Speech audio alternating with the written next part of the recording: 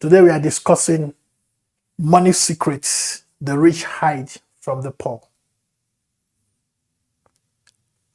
The rich knows that money is not a result of hard work.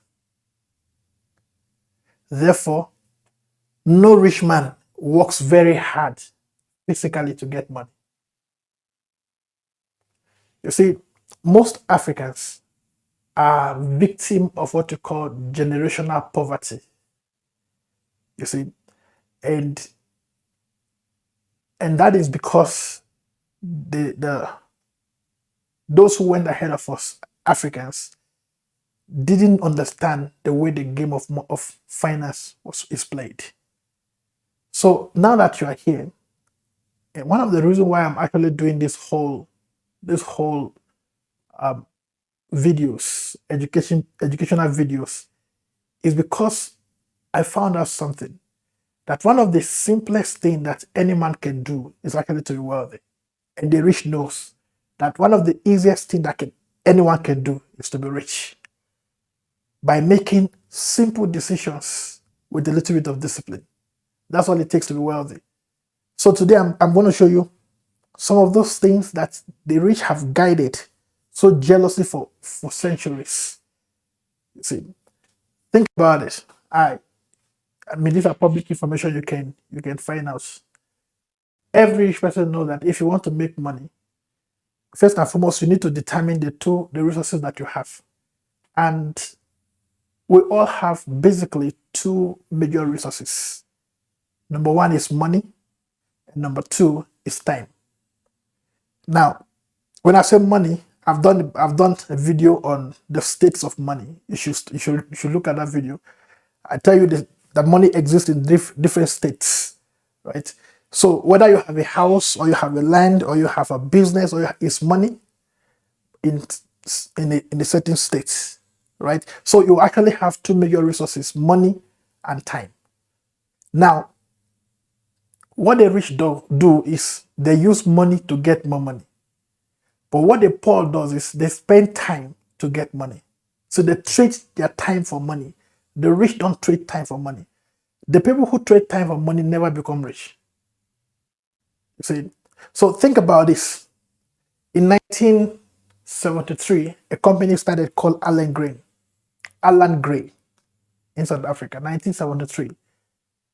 And somebody invested in that company 10,000 rands in 1970. They started in 1973, and in 1974, someone invested 10,000 rands in that company. As at 30th March 2024, this year, which is about 50 years later, that 10,000 rand today, as at today, is worth 335.6 million rands.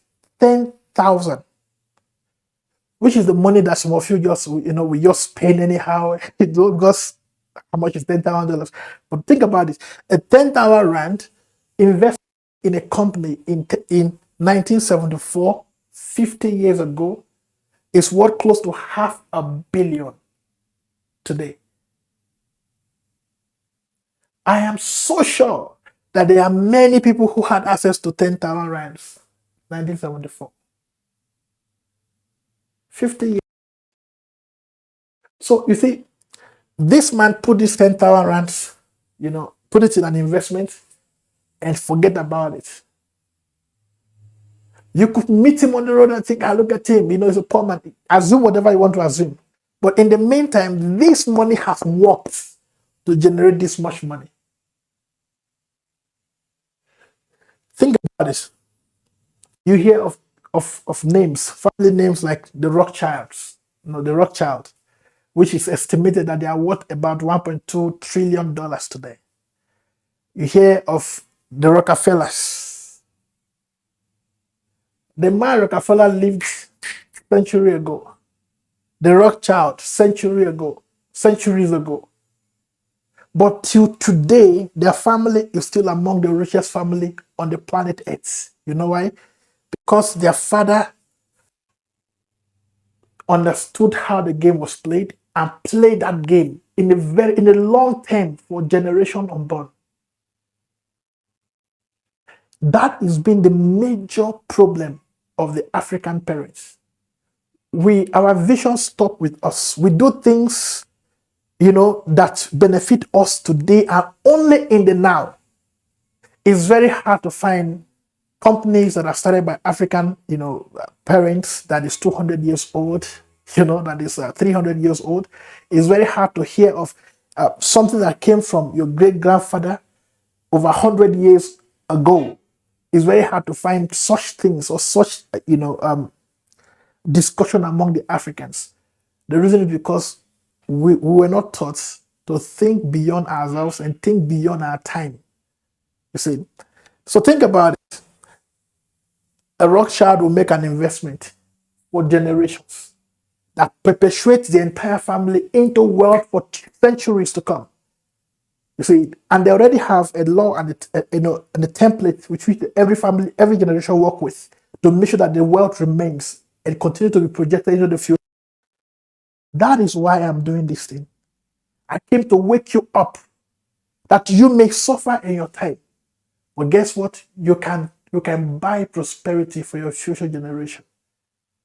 You see, you don't have to say, it should not be heard that after you, your children have inherited, of course, very popular in Africa, among the Africans, inherited curses, generational curses. Why do we only inherit generational curses? See, yet the Bible talks about generational blessings. So I came to tell you, like, for example, if you live in a nation like Namibia, you hear of O&L. O&L, about 2 or 3 years ago, celebrated their 100 years anniversary. The business have been running for 100 years. And it's not a mystery that the children from O&L are among the richest in the country today. It's not a mystery at all. You hear of Kells. These men are not just, their family are not just rich because they have a business, but because their father have played the financial games that made it impossible for them to be poor. So look at it. A $10,000 today, or 10,000 rands today, and you invest it for 100 years. Of course, because of also another thing, the selfishness that we've been raised with, where everybody think about themselves. Think about you today and decide, okay, I want to disrupt something in my family line. From me now going forward, is going to be a generational blessing. And you took a 10,000 rands, which probably you have, and you dump it in an investment. Maybe unit trust or some kind of investment. Sit there for 100 years. 100 years at 10% interest. Compounded over 100 years. This 10,000 rand today will be worth 211 million. 211 million. 324,146 rand. So 100 years from now, your children, of course, maybe 2 or 3 generations from you, will be in serious wealth because you spent $10,000 and decided, let me send it ahead. So it's a game, and this is a secret that the poor knows. I mean, the rich knows and hide this from the poor. So you see, from generation to generation, the families of those who are supposedly poor people continue to work. You see, they are the one who do the hard labor in every society. They work hard. And yet, the rich somehow remain rich and continue to get richer. Why? The rich don't work for money. They let the money work for them. You see, by putting it into things. So what am I saying to you? Now imagine if a 10,000 rand can give this amount of money in 100 years. 100,000 rand will give you 2-point-something billion in 100 years. You see, so if you do this, you make this investment and then you put out a proper will that will guide your family from now to to eternity. And in that will, it will be impossible for anybody to finish up the money. Are you following me? And when you set up something like that, what you have done is you have now come to perpetuate generational wealth.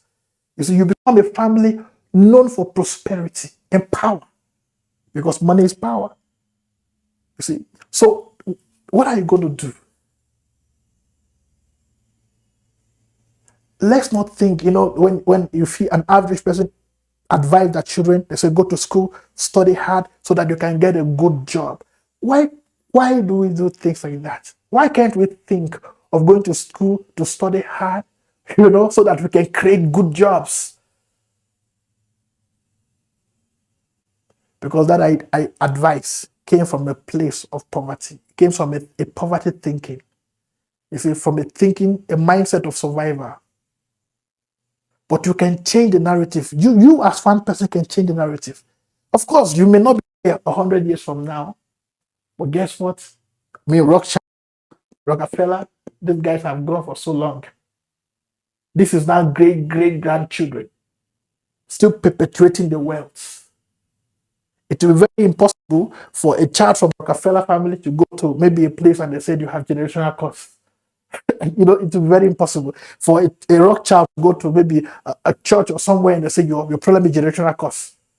You see, because there is a generational blessing in real terms. So as you are working now hard, think about the future.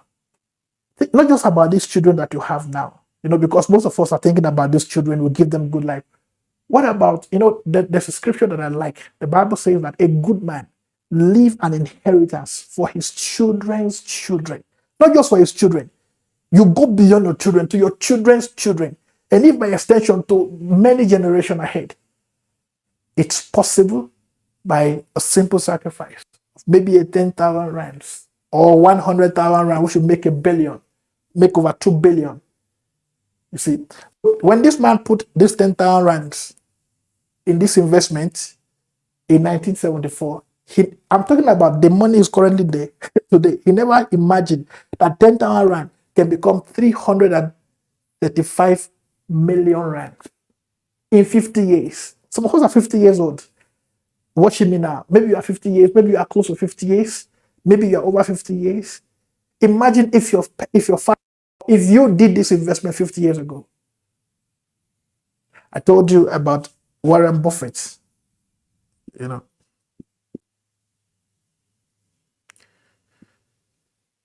Warren Buffett, who made his first $1 billion, made $1 billion at 55. First billion at age 55. Today he's 93 years old. Between age 55 and today is almost over 40 years, somewhere there.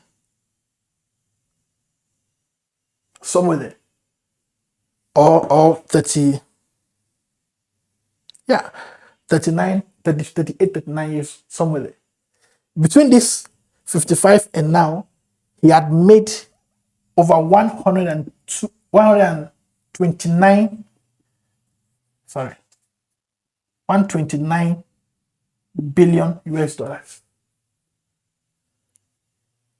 So I said, you have two resources, money and time. When you don't have a lot of money to invest huge amount of money for huge returns, then you should take advantage of time. You see, because in the process of time, you will arrive at the same destination with the little you have.